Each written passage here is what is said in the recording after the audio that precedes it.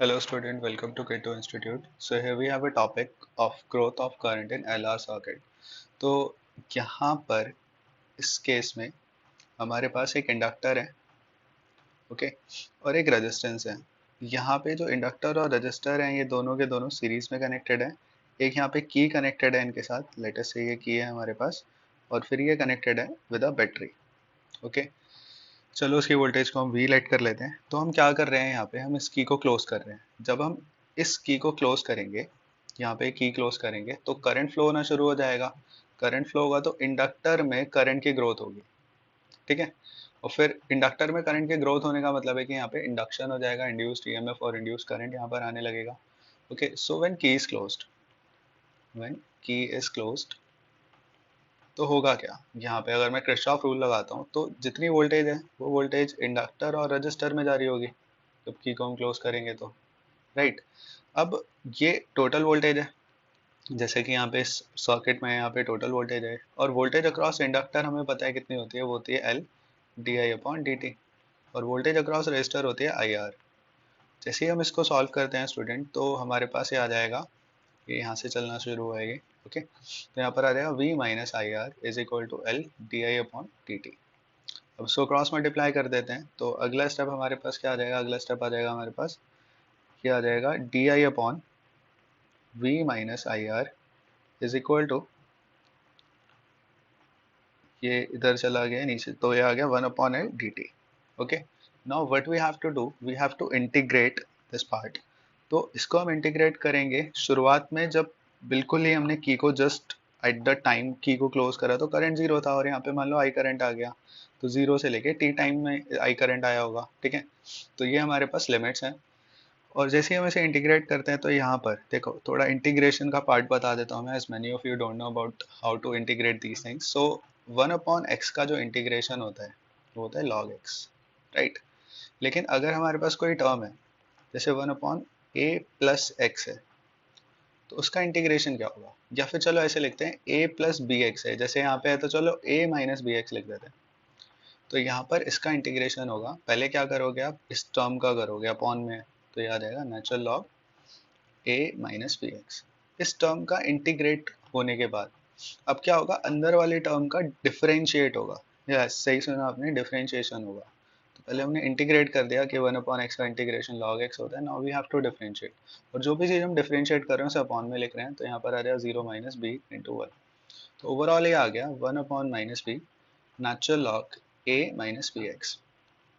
तो ये इसका फाइनल इंटीग्रेशन आया। दैट मीन्स अगर मैं इसे करूँ डिफरेंशिएट, तो ये ही रिजल्ट सेम आ जाना चाहिए। तो मतलब मैंने ये सही करा है कि पहले हम इंटीग्रेट करते हैं, फिर डिवाइड करके डिफरेंशिएट करते हैं अंदर वाले पार्ट को, जैसे चेन रूल कुछ कुछ डिफरेंशिएशन में था।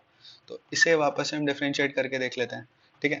तो अगर मैं इसे डिफरेंशिएट करता हूँ एक्स के रिस्पेक्ट में, तो -1/b कांस्टेंट है, नेचुरल लॉग का होता है लॉग का होता है 1/, ये हो जाएगा, जो भी टर्म में अपॉन में आ जाएगी, फिर चेन रूल लगाओगे तो अंदर का होगा, तो होगा 0 माइनस बी। तो ऑब्वियसली ये माइनस बी आएगा। तो देख रहे हो आप, माइनस बी से माइनस बी कट रहा है और ये रिजल्ट आ रहा है, ठीक है। खैर मैं इसे इरेज कर रहा हूँ यहाँ पे, ओके। आई होप आपको क्लियर होगा, इसका स्क्रीनशॉट ले लेना। अब यहाँ पे वापस से आते हैं इधर इस पर, तो हम इसको इंटीग्रेट कैसे कर रहे हैं, नाउ लेट्स सी। देखो यहाँ पे जब हम इसे इंटीग्रेट करेंगे तो याद आएगा अगेन, जैसे हमने देखा था natural log v minus I are. फिर हम अंदर की टर्म का करेंगे इंटीग्रेट, और हम कर रहे हैं आई के रिस्पेक्ट में, तो यहाँ पर आ जाएगा इस अंदर की टर्म का इंटीग्रेशन, जस्ट अ मिनट, मेरे को रीराइट ही करना पड़ेगा। तो यहाँ पर आ जाएगा ये natural log v minus I are. फिर अंदर की टर्म का अगर हम करेंगे तो आ जाएगा 1/r, ठीक है। क्योंकि, और वो भी माइनस में, क्योंकि यहाँ पर इसका डिफरेंशिएशन क्या होगा, इसका डिफरेंशिएशन होगा 0 माइनस आई का तो होता है 1 आई के रिस्पेक्ट में, और आर एज इट इज, ये अपॉन में जाना चाहिए, तो आ जाएगा माइनस माइनस 1/r। तो बस मैंने वही करा है, यहाँ पे -1/r लिख दिया। और लिमिट अगर हम लोग लगाते हैं यहाँ पे -1/r, लिमिट हम लोग लगाते हैं तो 0 टू आई, और इसी तरीके से dt का सिंपल हो जाएगा t अपॉन l। तो अब इस माइनस और r को दूसरी साइड अगर हम लोग लेकर जाते हैं, तो ये आ जाएगा natural log v minus I R. Upper limit में मैंने यूज कर लिया यहाँ पे minus natural log v minus 0 into R, ये लोअर लिमिट हो गई, ठीक है। और ये जो है आगे जाके जो आर उधर चला गया और माइनस उधर चला गया, तो minus R T upon L, ये आ गया।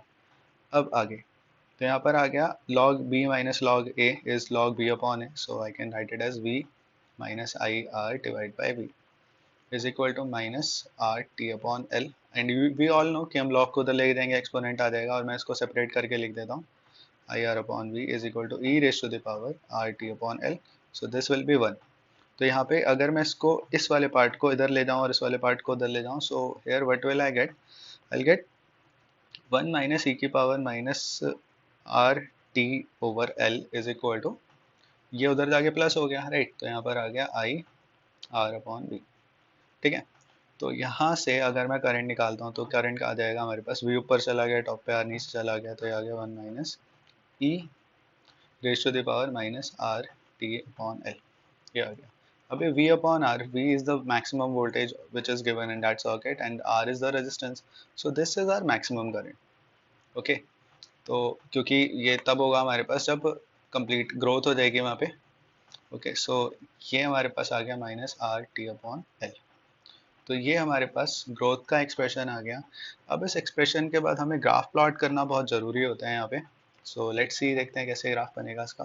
तो सबसे पहले हम क्या काम करते हैं, हम टाइम को ले लेते हैं 0 और वहाँ पर देखते हैं, ऑब्वियस है करंट आना चाहिए 0, इनिशियल लिमिट टाइम 0 है तो हमने करंट भी 0 ही लिया था, और शुरुआत में एकदम से ग्रोथ नहीं होगी, 0 से शुरू होगा, राइट। तो यहाँ पे लेट्स सी इस फॉर्मूले को देखते हैं, वेरीफाई करने की कोशिश करते हैं। तो 1 minus e raise to the power minus 10, okay. तो यहाँ पर आ गया ये आई नॉट 1 माइनस ई की पावर माइनस 1, ई की पावर माइनस 0, क्योंकि पूरी टर्म 0 हो गई, और ई की पावर माइनस 0 इज 1 अपॉन, सो ई की पावर माइनस 0 इज, ऐसे मैं इसको लिख दूंगा, which is again equal to 1।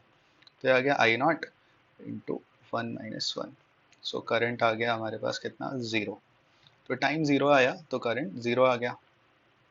Okay, अब हम लोग ले लेते हैं यहाँ पे टाइम को ले लेते हैं t is equal to R by L, L by R, ठीक है। मैं एक काम करता हूँ, मैं रीराइट करता हूँ फॉर्मूला। तो ये था I is equal to I naught 1 minus e R T minus R T upon L, right. ये था हमारे पास minus R T upon L. तो यहाँ पर एक टर्म होती है जिसे हम बोलते हैं टाइम कांस्टेंट। तो जो एल अपॉन आर होता है इसे हम बोलते हैं tau, and this tau is time constant. Okay, ये भी बहुत इंपॉर्टेंट क्वेश्चन है नीट के स्टूडेंट्स के लिए, अक्सर पूछ लेते हैं कि एल बाय आर की यूनिट क्या होगी। तो एल बाय आर की यूनिट होती है सेकेंड। क्यों होती है इसकी यूनिट सेकेंड? बिकॉज यहाँ पे e की power minus R by L into T, तो उसकी यूनिट हमें पता है सेकेंड होगी, और e के अंदर जितनी भी पावर होती है वो यूनिटलेस होती है, तो इस पूरे की यूनिट पर सेकेंड होनी चाहिए। किसकी यूनिट? आर बाई एल की यूनिट पर सेकेंड होनी चाहिए। तो एल बाई आर की क्या होगी? ऑब्वियसली सेकेंड होगी। सो आई होप ये पूरा पार्ट क्लियर हुआ होगा। तो मैंने यहाँ पे लिखी हुई है unit of L by R is second, okay, यहाँ से। तो मैं इसको अब नीचे वाले पार्ट को रब कर देता हूँ, आप वीडियो पॉज करके स्क्रीनशॉट ले सकते हैं। एनीवे, तो अब हम लोग देख रहे हैं यहाँ पे, जैसे ये अलग पार्ट था, मैं इधर एक लाइन ड्रॉ कर देता हूँ सो डेट आपको कंफ्यूजन ना हो। ओके, अब ये हमने पहला केस तो देख ही लिया था जहाँ पे हमने टाइम इतना लिया था, राइट। अब टाइम ले लेते हैं हम लोग at T is equal to time constant, at T is equal to tau, मतलब एल बाय आर हम टाइम ले लेते हैं। ओके, तो यहाँ पर क्या होगा? यहाँ पर होगा I is equal to I naught 1 minus e की पावर, देखो टी को अगर हम लोग टाउ ले रहे हैं तो ये 1 आना चाहिए, -1, ठीक है। मैं रख देता हूँ यहाँ पे। तो already minus R by L था, इंटू एल बाय आर ले लिया, सो विल गेट, ये कैंसिल आउट होने के बाद -1, तो आ जाएगा I is equal to I naught 1 minus 1 upon e, and e की वैल्यू अप्रॉक्सीमेटली 2.7 होती है, 2.72 2.73 के आसपास। तो यहाँ से इसको हम सॉल्व करेंगे। In that case you can use calculator as well, क्योंकि हम कॉन्सेप्ट देख रहे हैं यहाँ पे। तो हमारे पास आ जाएगा ये 0.367, सो अप्रॉक्सीमेटली विल गेट 0.63 633 या 637 समथिंग समथिंग ऐसे था आई नॉट, ठीक है, स्मॉल आई नॉट।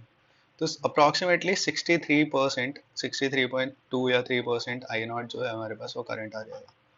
तो इसका मतलब ये हो गया कि इतने टाइम में ये 63% चार्ज हो जाएगा, 63% करंट यहाँ पे ग्रो हो जाएगा। तो ओवरऑल अगर मैं इसका ग्राफ प्लॉट करता हूँ स्टूडेंट, तो इसका ग्राफ कुछ इस तरीके से बनेगा। Just give me a minute. तो इसका ग्राफ कुछ ऐसे जाएगा। तो शुरुआत में ज़ीरो था, देन उसके बाद ये यहाँ से ज़ीरो से चलना शुरू हुआ और ये फिर ऐसे जाएगा। ओके, एक और मैं केस यहाँ पे डिस्कस कर लेता हूँ उस चीज़ को एक्सप्लेन करने के लिए।